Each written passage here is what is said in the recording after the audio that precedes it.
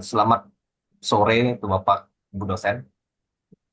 Jadi pada kesempatan ini kami akan mempresentasikan mengenai cetak biru presisi, sistem pengukur koefisien absorpsi bunyi, yaitu perancangan sistem pengukuran kemampuan suatu material dalam menyerap bunyi menggunakan metode impedance tube atau tabung impedansi. Di sini ada tantangan kebisingan dan metrik pengukuran. Kebisingan merupakan salah satu bentuk pencemaran yang sering ditemui di lingkungan industri, gedung, maupun transportasi.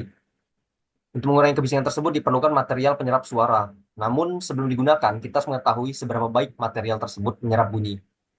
Jadi kemampuan tersebut dinyatakan melalui koefisien absorpsi bunyi yang memiliki nilai antara 0 sampai 1. Dan nilai 0 berarti seluruh suara dipantulkan, sedangkan nilai 1 berarti seluruh energi bunyi berhasil diserap.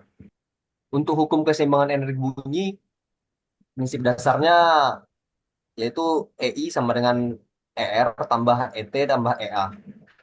Jadi energi bunyi yang datang akan terbagi menjadi tiga bagian, yaitu energi yang dipantulkan, energi yang diteruskan, dan energi yang diserap oleh material. Pada metode impedance tube, bagian yang paling diperhatikan adalah energi pantul dan energi serap. Karena bagian belakang material dibuat tertutup sehingga energi transmisi dapat diabaikan. Untuk standar pengukuran dari metode impedance tube itu distandarkan secara internasional yaitu dari ICO, ISO 105342 dan ASTM E1050. Standar ini mengatur tata cara pengukuran menggunakan dua mikrofon sehingga hasil yang diperoleh memiliki tingkat akurasi dan dapat dibandingkan dengan penelitian lain. Kenapa metode ini dipilih? Karena memberikan akurasi tinggi pada propagasi gelombang satu dimensi dalam kondisi laboratorium yang sepenuhnya terkontrol. Untuk anatomi sistem alat atau desain fisik dari alat kami, di gambar ini ditunjukkan rancangan fisik dari alatnya.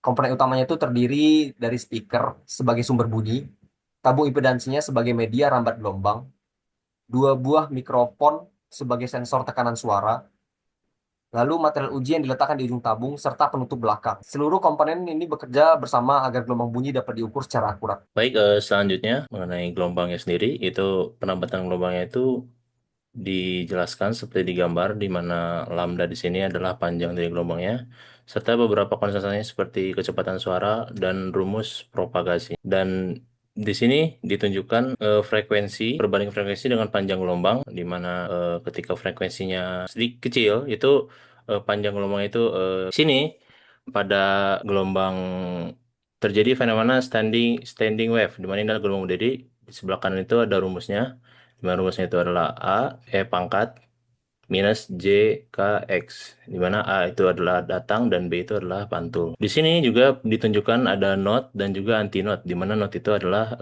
titik tekanan minimum serta anti not itu adalah titik tekanan maksimum. Yang menjadi key takeaway-nya adalah semakin lemah gelombang pantul, ya, karena diserap material itu akan semakin datar pola gelombang berdiri. Selanjutnya juga dilakukan pengukuran hambatan, yaitu adalah impedansi akustik, di mana rasio antara tekanan suara dengan kecepatan partikel. Rumusnya ditunjukkan Z, tekanan suara dibagikan dengan kecepatan partikel. Pada gambar ini ditunjukkan impedansi karakteristik udara adalah massa jenis dikali kecepatan suara.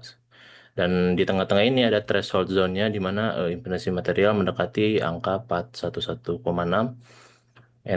Energi pantulan sangat kecil dan absorpsi maksimal. Jika perbedaannya ekstrim, suara terpantul keras. Dan selanjutnya ada matriks karakteristik di mana ini perbandingan antara refleksi dan absorpsi. Koefisien refleksi jika tinggi itu koefisien absorpsinya rendah. Jadi kesimpulannya untuk memaksimalkan nilai alfa, kita harus merekayasa material yang meminimalkan amplitudo gelombang pantul. Yang terakhir di sini ada anatominya, di mana di sini dijelaskan struktur pori, ada densitasnya juga, lalu ketebalan dari materialnya, serta pemasangan yang harus rapat. Oke, baik. Dilanjut dengan jembatan digital, sistem akuisisi data. Nah, untuk langkah pertama itu sensor akustik, di mana si mikrofon ini mengubah tekanan suara tegangan, yaitu V sa- sam- sama dengan kali SP, di mana si S-nya ini merupakan sensitivitas. Kemudian langkah kedua ada konversi, di mana analog digital converter mendigitalkan sinyal. Untuk langkah ketiga ada aturan Newish, di mana si sinyal ini supaya tidak terjadi kecacatan, di mana si frekuensi samplingnya ini harus memenuhi Fs kurang lebih ya kurang besar lebih dari 2 Fmax. Untuk berikutnya ada otak prosesan di mana algoritma analisa sinyal. Pertama yaitu adalah filtering, kedua ada FFT atau kepanjangannya Fast Fourier Transform, di mana dia memecahkan sinyal dari domain waktu ke domain frekuensi. Kemudian ada berikutnya ada fungsi transfer yang menghitung relevasi fase amplitudo, dan terakhir ada kalkulasi terakhir di mana dia mengekstraksi koefisien refleksi dan menetapkan koefisien absorpsi. Keandalan sistem dan diagnosis kesalahan. Nah, untuk kendalanya ini ada sumber distorsi atau resiko, terus ada juga kebocoran udara pada sambungan tabung, pemasangan sampel uji yang tidak rapat, gangguan kebisingan lingkungan, dan terakhir resonansi tambahan pada dinding tabung.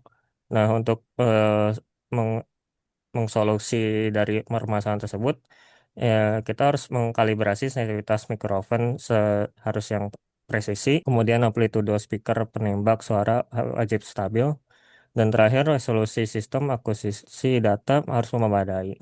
Metode intervensi untuk mengawinkan fenomena fisika, yaitu gelombang berdiri dan superposisi, dengan komputasi digital untuk mengukur kemampuan absolut material dalam menaklukkan kebisingan. Untuk sarannya, integrasi sensor dengan sensitivitas ultra tinggi, eksplorasi pengujian pada rentang frekuensi lebih ekstrim, dan pengembangan algoritma pemrosesan untuk validasi real time secara standar internasional.